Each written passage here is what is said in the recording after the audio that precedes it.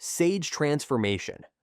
When we talk about the evolution of Sage mode, we have to start with the most basic version introduced in the story, the Sage transformation used by the Jūgo clan. This is the wildest and most primitive way of using natural energy. You can think of it like an early beta version that isn't fully developed yet. When someone from Jūgo's clan activates this power, their body changes in a way that makes them look like a monster. Their eyes turn yellow with black sclera, their skin changes color, their hair grows longer, and sometimes even changes color too. But that creepy transformation also gives them real power. Their skin becomes super tough, so they don't get hurt easily. They can turn parts of their body into weapons, grow shields to protect themselves, or even make things that work like, you see, guns. It's kind of like the Asura path from the Six Paths techniques, high-tech ninja stuff that feels like science fiction, but it's actually pure, raw, natural energy. Physically, this transformation boosts everything.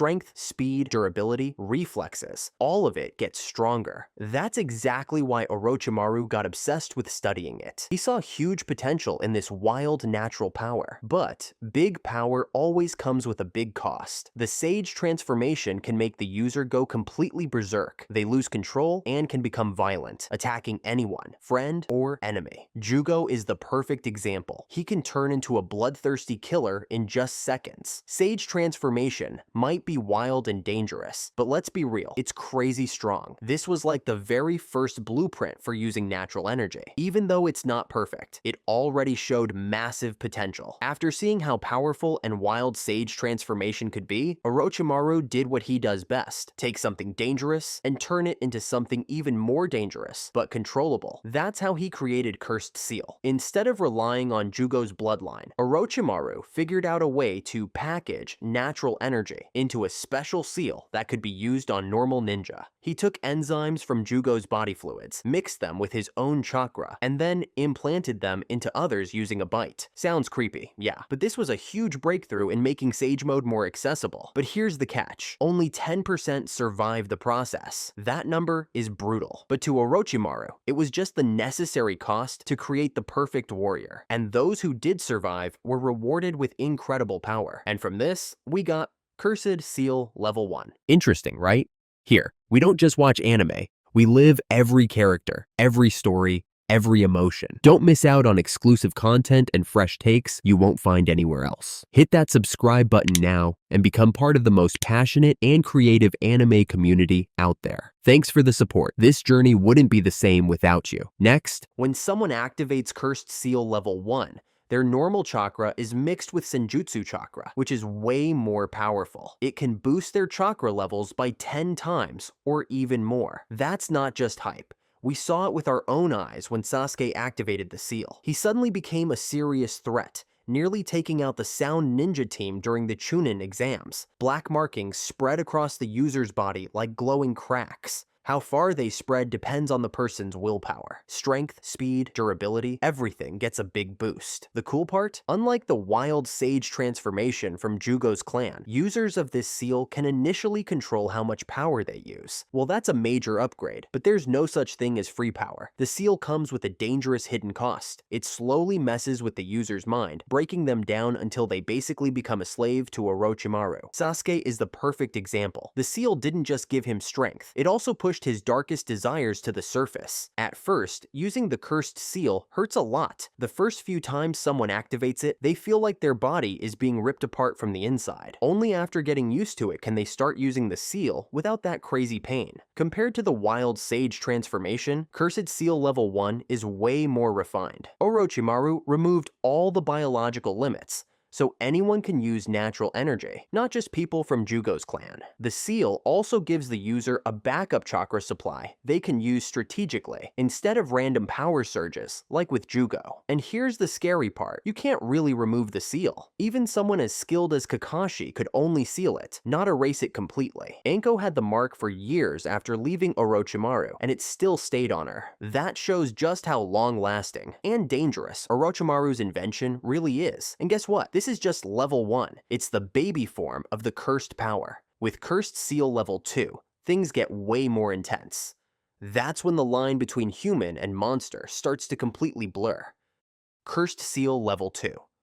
If Cursed Seal level 1 is like a cool demo, then level 2 is the full director's cut. Creepy, intense, and made for those who are crazy enough to use it. When someone activates level 2, it's not just black markings anymore. Their whole body completely transforms. Their eyes turn yellow with black sclera. Their skin changes color. Their hair grows longer, and, most noticeably, they grow weird things like wings, horns, or bone spikes. Sound familiar? Yeah, it looks a lot like Jūgo's transformation. Take Sasuke, for example. With those big bat wings and long dark hair, he looks like a demon straight out of hell. Or Kimimaro. He becomes a walking bone weapon, with spikes and bones coming out from anywhere on his body. Each person's transformation is different, based on their unique curse mark design. But there's one thing in common. They all look like animals. Sound familiar again? Well, you can only learn real Sage Mode by training in the homes of animal clans. So, when Sound Ninja and Sasuke transform into animal-like forms, that's not just a coincidence. That's Orochimaru's twisted version of Sage Mode. To unlock level 2, the user has to go through a crazy dangerous process. Orochimaru created a pill called the Mind Awakening Pill, then pushed the person to the edge of death so their body would adapt to the transformation. Sounds like some wild science experiment? Yeah, because that's exactly what it is, and the survival rate is not great. But if someone survives, they get a huge power boost, way beyond level 1. The Senjutsu chakra turns them into full-on killing machines. See, even the Sound 4, who aren't exactly geniuses or high-tier fighters, nearly beat the entire Sasuke retrieval squad once they activated level 2.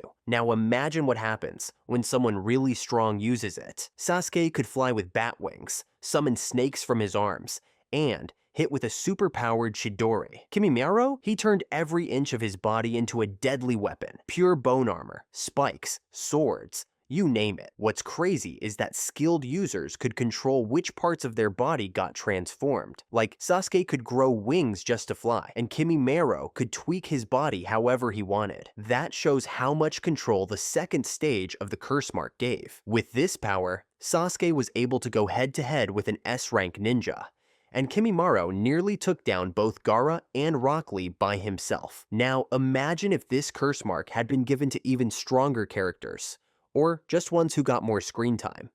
The Naruto power system might have needed a serious rebalance. But, as always, there's a cost. Using level 2 for too long starts to mess with your mind. The seal becomes more synced with Orochimaru's will, and the user becomes easier to control. Bit by bit, they lose themselves. That leads us to a big question. Is there another way to use natural energy without losing yourself? Yes, there is. Through training and meditation, where power comes from harmony with nature, not from a cursed mark that eats you alive. Imperfect Sage Mode. After seeing all the dangerous stuff Orochimaru was doing, we finally get to see the official way of using natural energy. Jiraiya's early Sage Mode was a major turning point. It moved away from being controlled by someone else, and toward truly connecting with nature. Unlike Orochimaru's shortcut method, Jiraiya took the hard, but correct, path. He learned how to absorb natural energy directly from nature itself. Now, we saw someone train for Sage Mode the proper way, under the guidance of ancient Toad sages. But it wasn't easy. This kind of training needs a ton of patience and self-control, and not everyone has that. Jiraiya had to learn to balance 3 types of energy: physical chakra, mental chakra, and natural energy. Sounds simple, but it's so tough that even Jiraiya couldn't fully master it. When he used this early version of Sage Mode, Jiraiya turned into a completely different fighter. His eyes changed into toad-like gold with horizontal pupils. His nose got warty, and he grew webbing on his hands and feet. His look had animal features, kinda like Curse Mark Level 2, but way more refined and under control. And of course, much more powerful. In his Imperfect Sage Mode, Jiraiya could use many crazy powerful jutsu. He could fire a giant Rasengan, shoot out thousands of sharp needles from his body, using his hair, or Sage Art, Gomen. These are techniques that the curse mark simply couldn't do. On top of that, his body changes gave him amazing speed and agility, making him super hard to hit. The biggest strength of Jiraiya's early Sage Mode is that it's pure and clean. No Orochimaru whispering in your brain, no risk of losing your mind, just natural power. Especially, Sage Mode users gain sensory powers. But still, Jiraiya didn't have perfect Sage Mode. One of the biggest problems was that he needed time to charge up natural energy. While someone like Sasuke could instantly activate his curse mark, Jiraiya had to stand still for a bit to gather energy, which can be a huge weakness in a real fight. That's why he needed the two Elder Toads, Fukasaku and Shima, to sit on his shoulders. They gathered natural energy for him during battle, so he could stay in Sage Mode longer without stopping. Even with its flaws, Jiraiya's version of Sage Mode proved that the traditional path is the right one, because it's safe and long-lasting. His battle with Pain showed both the strength and the limits of his Sage Mode. For a short time, he fought like a god, and it also raised a big question. What if someone could master Sage Mode perfectly? No weird animal changes, no outside help, perfect energy control. How powerful would that be? The answer is found in Perfect Sage Mode, used by Naruto and Minato. Perfect Sage Mode. The biggest difference with Perfect Sage Mode is complete harmony with nature. Jiraiya's two students, Minato and Naruto, managed to achieve this. It sounds easy, but in reality, Naruto almost turned to stone several times while training for it.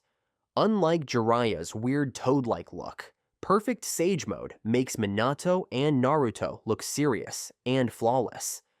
Besides the glowing rings around their eyes and horizontal pupils, none of their bodies look like toads at all. When it comes to power, Perfect Sage Mode is on a whole new level. It boosts all the user's stats, raw strength, speed, chakra amount. And it also makes all their jutsu way stronger and bigger. Naruto can create a giant Rasen Shuriken that spins super fast and throw it at enemies. Before, this jutsu was considered forbidden, but after getting Perfect Sage Mode, Naruto can basically spam it like it's nothing. It's not a forbidden technique for him anymore. He also gains amazing sensory powers, even better than top sensor ninjas. Naruto can sense the chakra of every single person around him. His fight with Pain proved this clearly. Seriously, without Sage Mode, could he even stand a chance against Pain? And when we talk about Sage Mode, we have to mention Hashirama. He's truly a legend in the Naruto world. We don't know exactly where he learned Sage Mode, nobody knows. But the changes on his face don't look like any animal. They remind us more of the sun. He can use Sage Mode combined with Wood Release to turn the battlefield into his own playground. He spams huge crazy jutsu, fights Madara and the Nine Tails, and shows off some of the most epic power flexes ever seen. Another big advantage is how fast he can activate Sage Mode. While Jiraiya, Naruto, and Minato need a long time to get ready, Hashirama can enter Sage Mode in just a few seconds. This gives him a huge tactical edge, especially in fast, intense fights. Overall, training to reach this level is super hard. Not everyone can do what Naruto or Hashirama did. Even Orochimaru, with all his talent, never learned Sage Mode because his body wasn't strong enough. However, one weakness is that Sage Mode can't last forever. Basically, you gather a certain amount of natural energy, use it up, then have to stay still to collect more. Luckily, Jiraiya had the two great toads helping him, so he could stay in Sage Mode longer. Perfect Sage Mode is the peak of traditional senjutsu. Hashirama is the absolute master, while Naruto shows how the new generation can surpass the old. But even with this perfect form, there's still a big question. Is this really the ultimate limit? Numbers. Sage Mode plus Nine Tails, Chakra.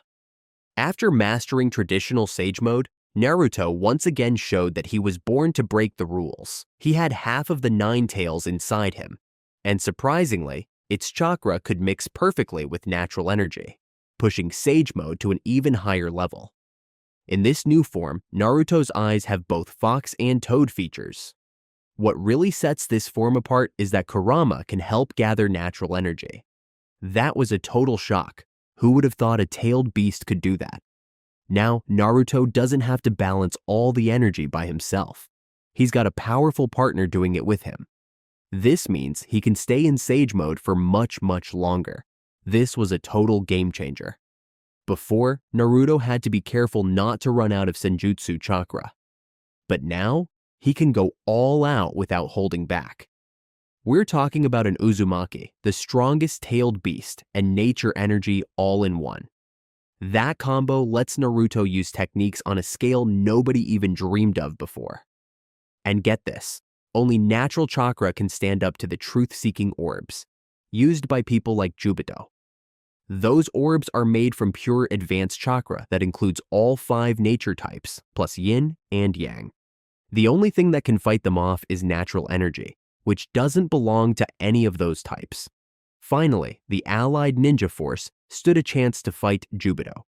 Sage Mode plus Ninetales chakra is the peak of normal power. Naruto took the fusion of tailed beast chakra and natural energy as far as it could possibly go. But when he started facing god-tier enemies like Madara and Kaguya, even this power had its limits. That's when a new kind of power had to rise. 6 paths, Sage Mode. Now we've reached the absolute peak of Sage Mode, something so epic that even hardcore Naruto fans were left speechless the first time they saw it. 6 paths, Sage Mode. Unlike the earlier stages of Sage Mode, this form isn't something Naruto got through hard training or risky experiments.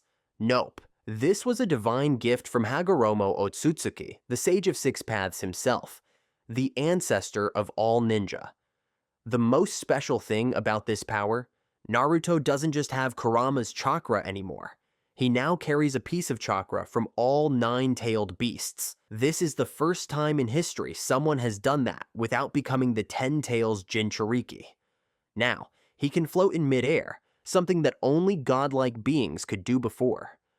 More than that, he could even heal Kakashi's eye and keep Guy alive after opening the 8th gate. Somehow, it's similar to the controlling life and death ability of the Rinnegan, and if before, Naruto was known for Rasengan, Rasen Shuriken, and the Tailed Beast Bomb, now he's got something straight up godly.